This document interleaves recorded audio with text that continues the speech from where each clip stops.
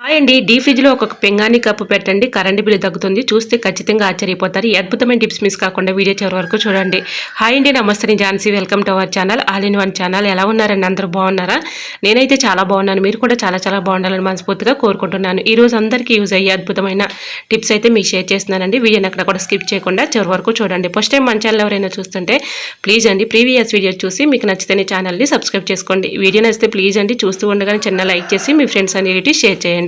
ఇంకా లేట్ చేయకుండా వీడియోకి అయితే వెళ్ళిపోదాం. ఫస్ట్ టిప్ని తెలుసుకుందాం. కుక్కర్ వాచర్లు మనం ఇలా క్లీన్ చేసేసిన తర్వాత బయట పెట్టేస్తూ ఉంటాం. దానివల్ల ఇలా కుక్కర్ వాచర్లు పాడైపోతూ ఉంటాయండి. అలా కాకుండా ఇలా క్లీన్ చేసుకున్న తర్వాత ఫ్రిడ్జ్లో పెట్టేసుకున్నాం అనుకోండి, మళ్ళీ మన అవసరానికి యూజ్ చేసుకోవచ్చు. పాడైపోకుండా ఎక్కువ రోజులు మన్నికుంటాయండి. ట్రై చేయండి. ఈ విధంగా కుక్కర్ వాచర్లు పాడైపోకుండా మన మనీని కూడా సేవ్ చేసుకోవచ్చు. ఇంకా సెకండ్ టిప్ని తెలుసుకుందాం.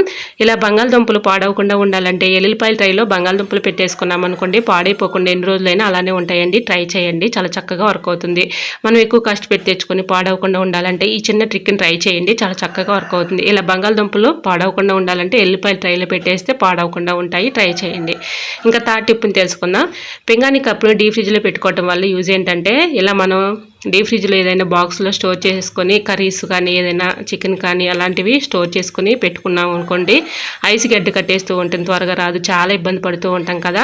ఇలా ఒక పింగాణీ కప్పుని తీసుకొని దేనిలో కొద్దిగా సాల్ట్ కానీ రాళ్ళుప్పు కానీ ఏది అవైలబుల్గా ఉంటే అది వేసుకోవచ్చండి. ఒక స్పూన్ వరకు వేసేసుకొని ఇలా పింగాణీ కప్పుతో సహా ఈ విధంగా డీ ఫ్రిడ్జ్లో పెట్టేసామనుకోండి, ఎక్కువగా ఐస్ గడ్డ కట్టదు, కరెంట్ బిల్ కూడా తగ్గుతుందండి. ట్రై చేయండి. సో మరి మీకు ఈ టిప్స్ అన్నీ కూడా యూస్ఫుల్గా ఉన్నాయా? ఉంటే ప్లీజ్ అండి చిన్న లైక్ చేసి మీ ఫ్రెండ్స్ అండ్ రిలేటివ్స్ షేర్ చేయండి. మీకు ఎలాంటి టిప్స్ కావాలన్నా కమెంట్ సెక్షన్లో తప్పకుండా కమెంట్ చేయండి.